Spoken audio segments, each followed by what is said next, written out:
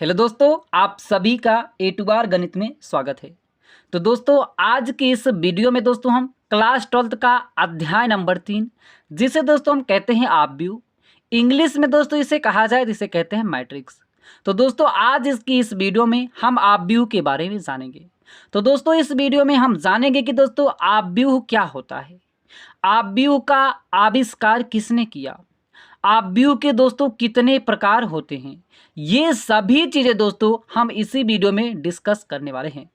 हम दोस्तों आपको सभी आप व्यू के प्रकार भी बताने वाले हैं। तो दोस्तों इसी बात पर कर दीजिए वीडियो को लाइक। हम करते हैं दोस्तों आज की वीडियो को शुरू।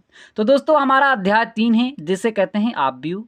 अब दोस्तों हम सबसे पहले जानेंगे आप व्यू क्या होता है, फिर उसका दोस्तों वह जानेंगे आविष्कार कौन किया, फिर जानेंगे दोस्तों आप व्यू के प्रकार कितने होते हैं। तो दोस्तों हमने उसको बुक में एक बढ़िया तरीके से लिख लिया है कि आप व्यू क्या होता है, किसने खोज किया, आविष्कार किसने किया। तो आइए दोस्तों सबसे पहले उसको हम जान लेते हैं। तो दोस्तों बात किया जाए आप व्यू की, ये दोस्तों अध्याय 3 है आप व्यू जिसे कहते हैं मैट्रिक्स। तो दोस्तों इसमें हमने बहुत ही दोस्तों अच्छे तरीके से लिखा है, जिसमें कि दोस्तों आपको बुक में ढूंढना पड़ेगा, लेकिन दोस्तों इसमें हमने सभी चीज़ें इसमें कवर की हैं। तो सबसे पहले दोस्तों आप जान लीजिए परिचय कि आप व्यू आखिरकार होता क्या है। तो दोस्तों आप व्यू एक ऐसी आयताकार सारणी है जिसमें दोस्तों संख्याओं को अनेक पंक्तियों तथा स्तंभों में व्यवस्थित करके दर्शाया जाता है। अभी दोस्तों हम आपको बताएंगे कि कैसे आयताकार सारणी है, पंक्ति क्या होते हैं और स्तंभ क्या होते हैं और दर्शाया कैसे जाता है। तो आइए दोस्तों सबसे पहले इसका हम जान लेते हैं आगे की चीज़ें। दोस्तों आप व्यू शब्द का प्रयोग दोस्तों सर्वप्रथम सन 1850 ईस्वी में एक गणितज्ञ थे, ब्रिटिश गणितज्ञ। दोस्तों नाम ध्यान देना, दोस्तों हमने रेड कलर से लिखा है ताकि आपको आसानी से समझ में आ जाए।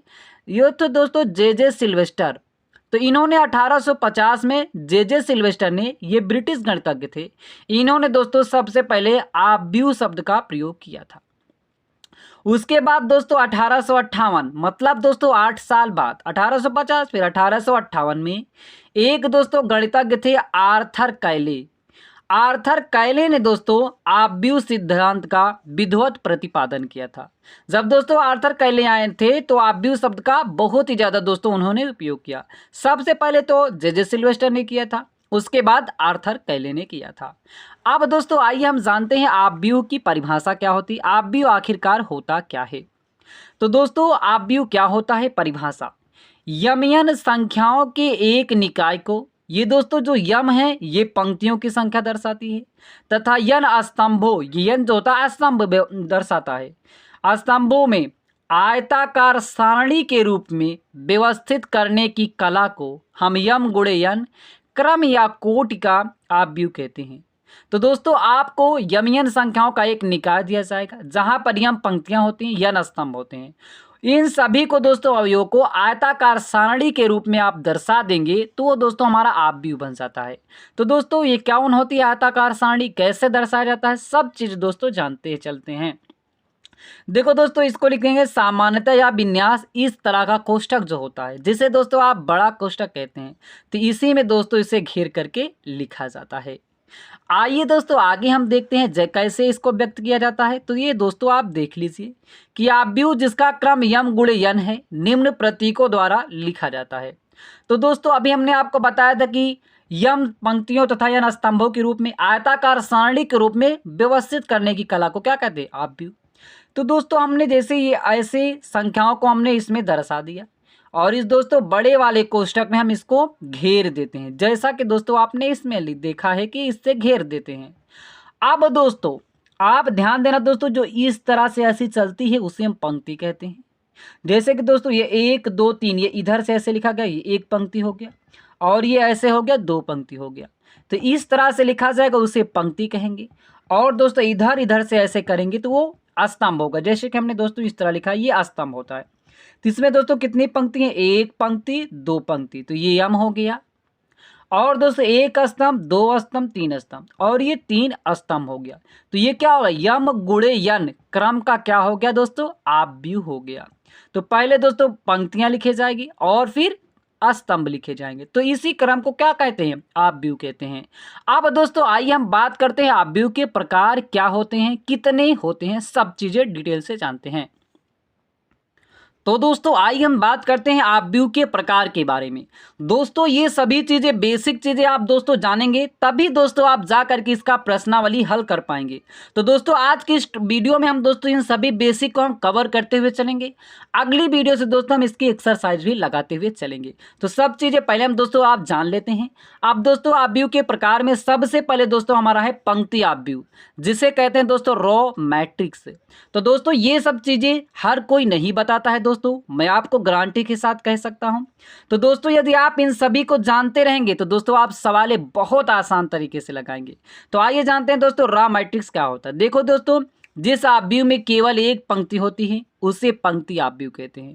तो दोस्तों अभी हमने आपको बताया था इस तरह से लिखा जाए क्या होता है पंक्ति। तो दोस्तों इसमें केवल कितनी पंक्ति हैं, एक पंक्ति है।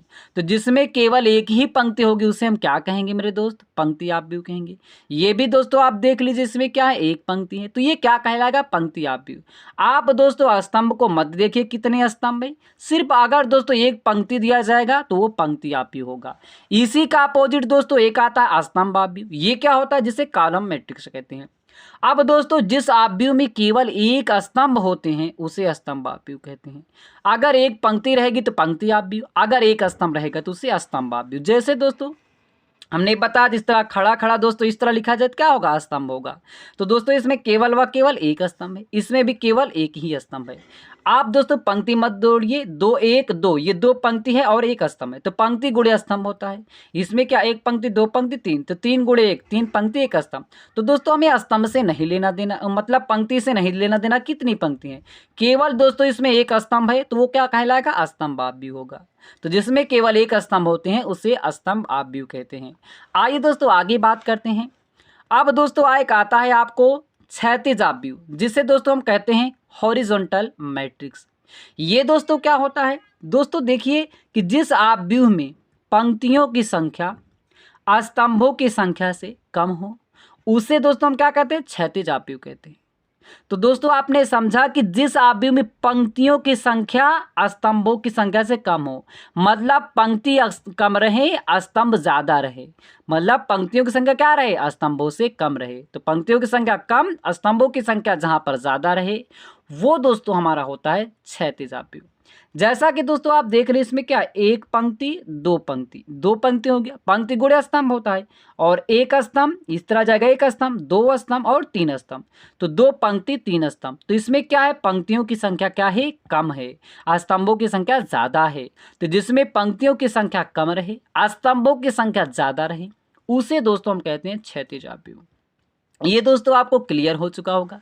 अब दोस्तों आपको इसी का अपोजिट एक दे दिया जाएगा जिसे हम कहते हैं दोस्तों ऊर्ध्वाधर आपव्यू। ये क्या होगा दोस्तों कि जिसे हम कहते हैं वर्टिकल मैट्रिक्स।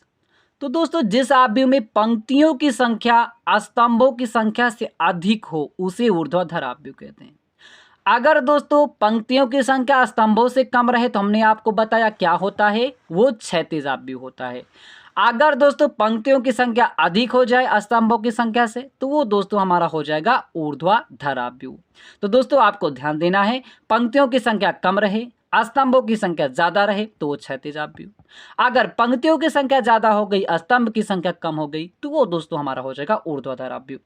तो दोस्तों इसमें क्या है, एक पंक्ति 2 पंक्ति 3 पंक्ति, 3 पंक्ति होगी, और एक स्तंभ 2 स्तंभ, तो 3 पंक्ति 2 स्तंभ, तो पंक्तियों की संख्या यहाँ पर ज्यादा हो गई, तो ये क्या हो जाएगा हमारा दोस्तों अब ऊर्ध्वाधर आपव्यू। अगर दोस्तों आपको दे दिया जाए पंक्तियों की संख्या और स्तंभों की संख्या समान दे दिया जाए तब क्या होगा दोस्त, तो आइए दोस्तों उसको भी हम बताते हैं वो क्या होता है। तो दोस्तों बात करते हैं नंबर 5। तो दोस्तों इसमें हमें केवल 10 आपव्यू के बारे में पढ़ना है विधिवत दोस्तों। अब दोस्तों ये वर्ग आपव्यू क्या होता है, जिसे स्क्वायर मैट्रिक्स कहते हैं। तो दोस्तों जिस आपव्यू में पंक्तियों की तथा स्तंभों की संख्या बराबर हो उसे वर्ग आपव्यू कहते हैं।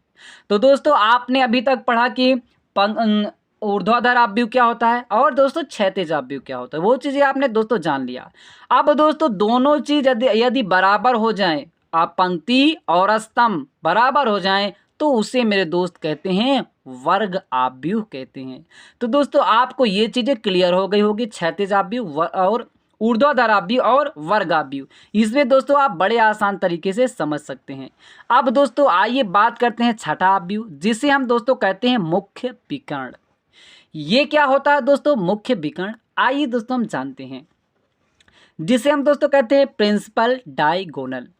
बात करते हैं दोस्तों कि किसी वर्ग आव्यूह के बाएं हाथ के ऊपरी सिरे से दाएं हाथ के नीचे के सिरे तक बने विकर्ण को हम मुख्य विकर्ण कहते हैं।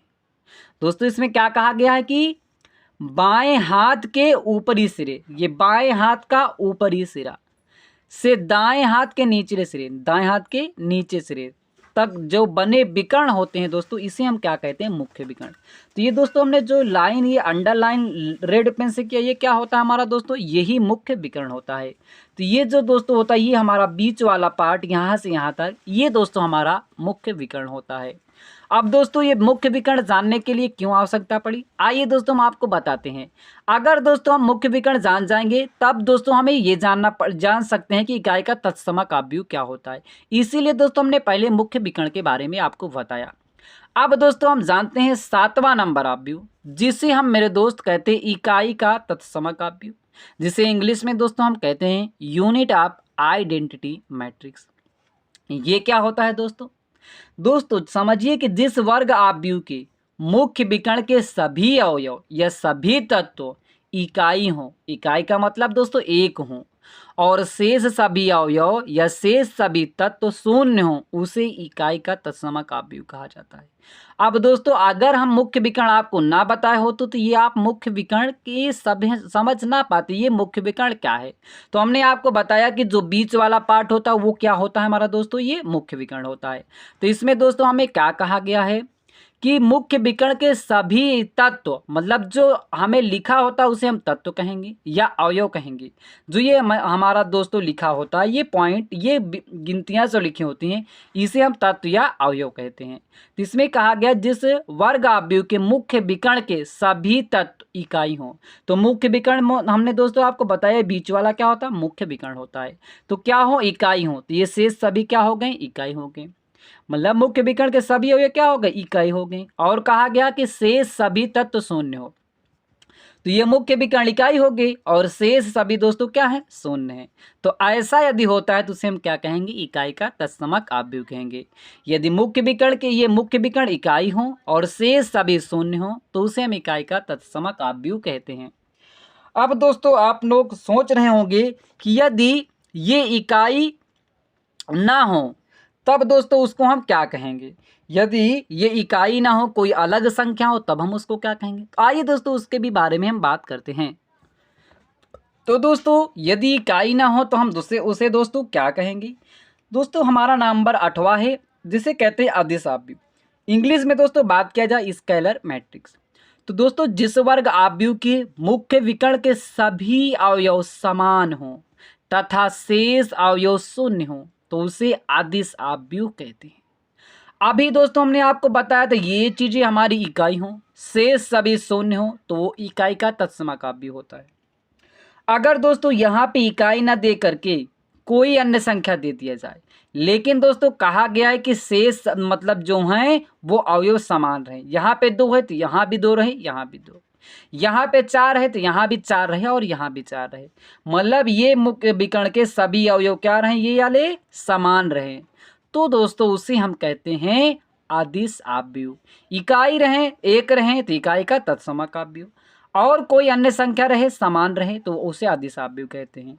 अब दोस्तों आप सोच रहे होंगे यहाँ पे मान लीजिए इकाई भी ना रहे और समान भी ना रहे, तब दोस्तों उसे क्या कहेंगे?